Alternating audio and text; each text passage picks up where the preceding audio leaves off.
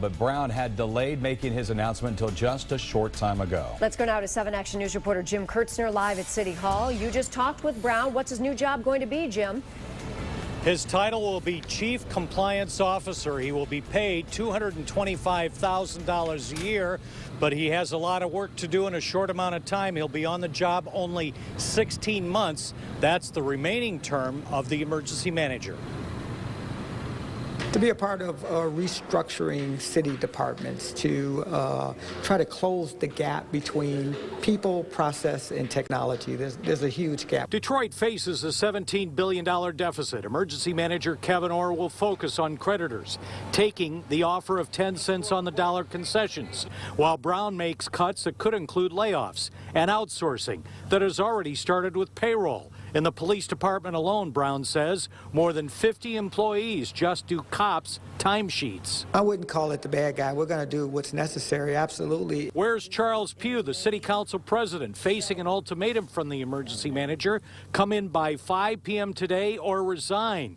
That was the emergency manager response to Pugh's request for a month medical leave. Rumors are Pugh has a much more serious personal problem.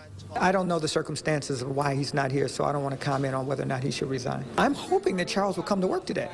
He needs to be here tomorrow. We have some very important issues. I mean, there are personnel issues going on that are typically taken care of by the president. The Detroit City Charter does have a clause that says a public official has to sit out a year before taking a new job with the city or a vendor. Does that prohibit Brown's move? Kevin Orr has the ability under 436 to go outside the charter if he deems necessary. Now, we are expecting to hear something from Kevin Orr regarding these issues this afternoon, possibly a news conference. You heard Gary Brown say the city council has a lot of work ahead. That's continuing today and tomorrow. This is the end of the fiscal year. Gary Brown stays with the council for now. He'll start the new job next week. Jeff, Joanne? Okay, Jim. Now, Charles Pugh should be very familiar with deadlines, seeing how he's a former reporter, but what if he doesn't show up? The only option the emergency manager has is to cut his pay and strip him of authority. He cannot remove him as an elected official. That's what we could still see play out this afternoon.